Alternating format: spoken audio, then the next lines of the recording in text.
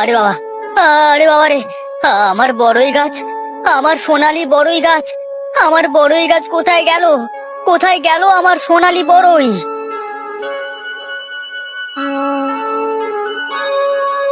কি হয়েছে তোমার?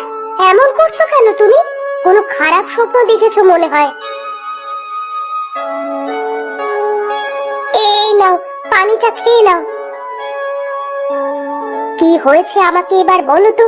তোমাকে দেখে বোঝা যাচ্ছে তুমি কোনো স্বপ্ন দেখেছো। এখন কি স্বপ্ন দেখেছো সেটা বলো তো আমাকে। একটি অন্ধকার পাহাড়ের গুহা, চারিদিকে কিছুই দেখা যাচ্ছে না। আমি আস্তে আস্তে হাঁটতে হাঁটতে সামনে যাচ্ছি, আর সামনে জানি না কি একটা চকচক করছিল। আমি কাছে যেতেই দেখি একটি সোনালী রঙের বড়ই গাছ, আর সেই বড়ই গাছ থেকে আমি বড়ই ছিঁড়ে খাচ্ছিলাম। আচ্ছা, তুমি এসব নিয়ে বেশি ভেবো না। ওটা স্বপ্ন ছিল। মানুষ তো স্বপ্ন দেখতেই থাকে। আমিও প্রতি রাতেই স্বপ্ন দেখি, তারপর সব ভুলে যাই কি হয়েছিল আমার স্বপ্নে। না গিন্নি, এটা কোনো সাধারণ স্বপ্ন ছিল না। আমার এমন মনে হচ্ছিল যেন ওটা কোনো স্বপ্ন নয়, সত্যি সত্যি ঘটছে আমার সাথে। আমি স্পষ্ট অনুভব করতে পারছিলাম সবকিছু। আচ্ছা যাও, তুমি গোসল করে এসো। আমি ডাইনিং টেবিলে নাস্তা দিচ্ছি। আজ তোমার পছন্দের নাস্তা বানিয়েছি।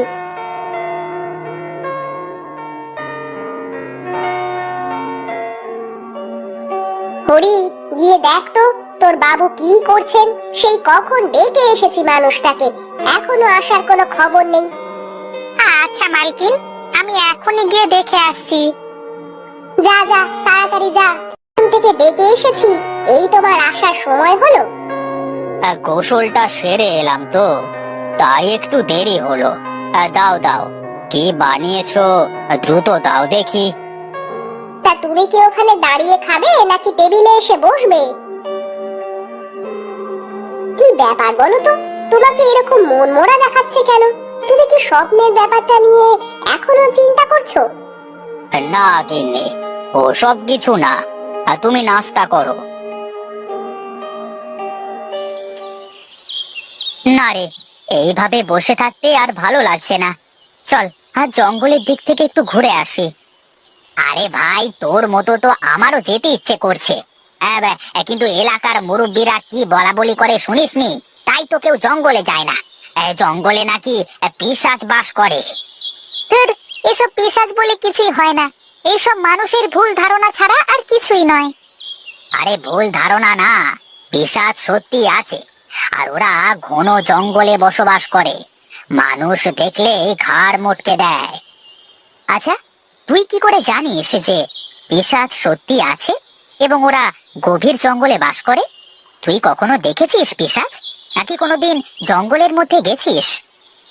ভোলা, তুই বাদ দে ওর কথা।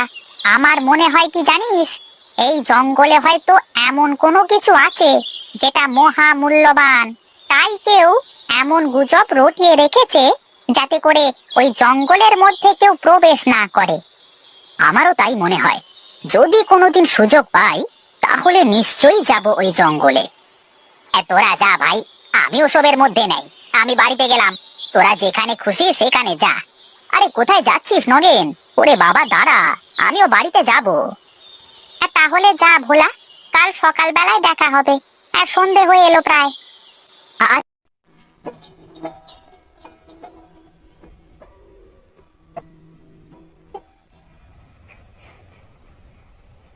আহ! আমার বড়ই, আমার সোনালী বড়ই, আমার সোনালী বড়ই কোথায় গেল? কোথায় গেল আমার সোনালী বড়ই? কি হয়েছে তোমার? এমন করছো কেন? তুমি কি আবার সেই স্বপ্ন দেখেছো নাকি? হ্যাঁ গিন্নি, আমি আবার সেই স্বপ্ন দেখেছি। সেই একই স্বপ্ন। কেন আমি যে বারবার এই স্বপ্ন দেখছি? আচ্ছা, তুমি শান্ত হও। কালকে আমরা দীনবন্ধুকে ডেকে পাঠাবো। একই স্বপ্ন বারবার দেখছো, নিশ্চয়ই এর পিছনে কোনো কারণ আছে। আর এই স্বপ্নের ব্যাখ্যা দীনবন্ধু খুব ভালোভাবে দিতে পারবে।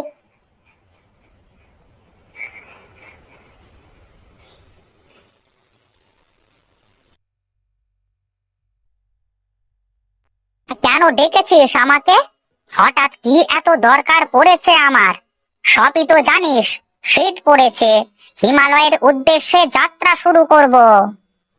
আমি আজকে কদিন ধরে একটি খারাপ স্বপ্ন দেখে চলেছি।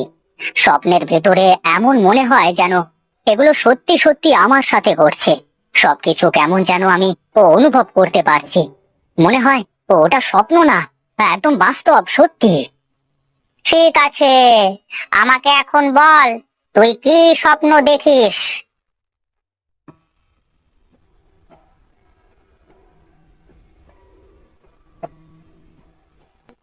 আমি নিশ্চিতভাবে কিছু বলতে পারছি না। তোর স্বপ্নের ব্যাখ্যা নিশ্চিতভাবে দিতে হলে আমার অনেক সময় লাগবে। আমাকে ধ্যান সাধনায় বসতে হবে। অপেক্ষা কর। আমি আমি নিশ্চিতভাবে কিছু বলতে পারছি না। তোর স্বপ্নের ব্যাখ্যা নিশ্চিতভাবে দিতে হলে আমার অনেক সময় লাগবে। আমাকে ধ্যান সাধনায় বসতে হবে। অপেক্ষা কর। আমি হিমালয় থেকে এসে তবেই জানাবো কেন তুই এই স্বপ্ন দেখছিস। না না, আপনি যা করবার এখনই করুন। আমি আর এভাবে থাকতে পারছি না। হ্যাঁ মনিবর, আপনাকে যা করার এখনই করতে হবে।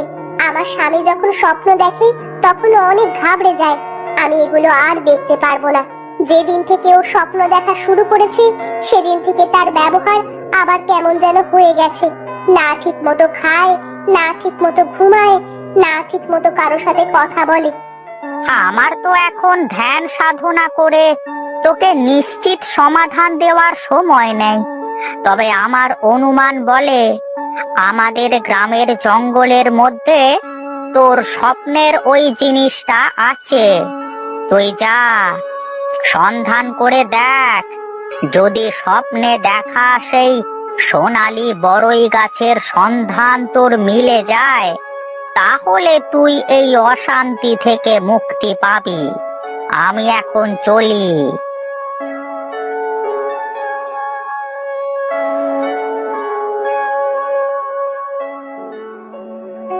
এখন কি হবে? কে যাবে ওই জঙ্গলে? তুমি চিন্তা করো না, কোনো না কোনো একটা উপায় বের হবে। রামু, এই রামু, এদিকে আয়।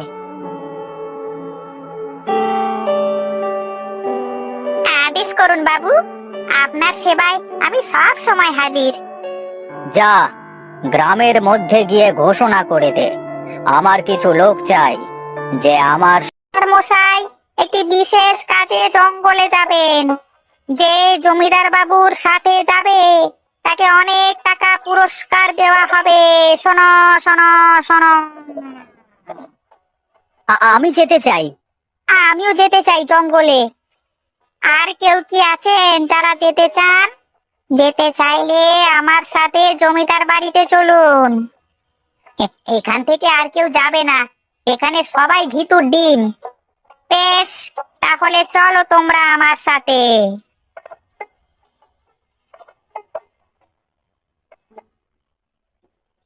চলো চলো, আর দেরি করে লাভ নেই। সবাই গরুর গাড়িতে ওঠো। দাঁড়াও, তুমি রামুকে সাথে করে নিয়ে যাও। বাড়িতে আরো অনেক লোক আছে, সবাই আমার দেখাশোনা করবে। কিন্তু গিন্নি। কোনো কিন্তু নয়, আমি যা বলেছি সেটাই করো। আচ্ছা বেশ। রামু ওঠ, আমার সাথে গাড়িতে বস।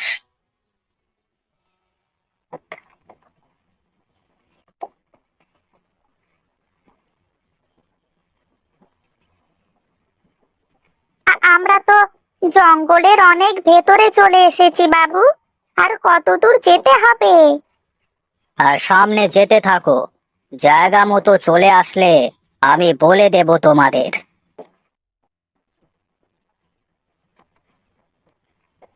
দাঁড়া, আমরা চলে এসেছি। আমি এই জায়গাটার স্বপ্নই বারবার দেখতে পাই। গুহার ভেতরে যেতে হবে আমাদের। সবাই গাড়ি থেকে নামো।